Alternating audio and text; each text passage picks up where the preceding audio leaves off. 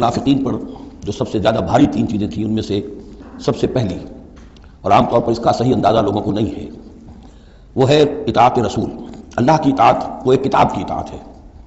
اللہ خود کوئی مشخص شخصیت کی حیثیت سے ہمارے سامنے موجود نہیں ہے، بالغیب ہے۔ ہمارے لیے رسول کی اطاعت بھی اس وقت اسی درجے میں ہے۔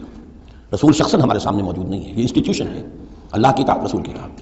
لیکن یہ جان لیجئے کہ اس وقت کے لوگوں کے لیے حضور صرف ایک انسٹیٹیوشن نہیں تھے، ایک شخص بھی تھے، اور وہاں کے لوگوں کے رشتے بھی تھے حضور کے ساتھ۔ کوئی حضور کا خسر ہے، خسر باپ کی جگہ ہوتا ہے، کوئی حضور کا داماد ہے، کوئی حضور کی بیوی ہے، رشتے ہیں۔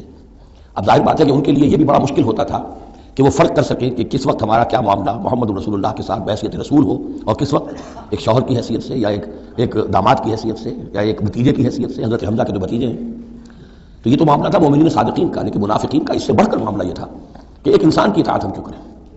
اور یہی وہ چیز ہے کہ جو فتنہ انکار سنت اور انکار حدیث کی اصل جڑ اور بنیاد ہے۔ اباہ کرتی ہے طبیعت، جیسے کہ ان عورت کی طبیعت اباہ کرتی ہے کہ شوہر کی تابعداری کیوں کرے؟ آخر وہ بھی مکمل ہیومن بینگ ہے، مکمل انسان ہے، اس کے احساسات ہیں، تو آسان کام نہیں ہے کہ اس کو ریکنسائل کر سکیں۔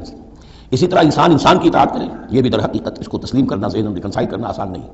اور یہ چیز ظاہر بات ہے کہ جن کے دل میں یقین کھل جاتا تھا ان کے لیے آسان ہو جاتی تھی، جن کے دلوں میں یقین کی کمی تھی وہ پھر قدم قدم پر ناکنگ کرتی تھی، ان کی گاڑی چل نہیں پاتے تھے۔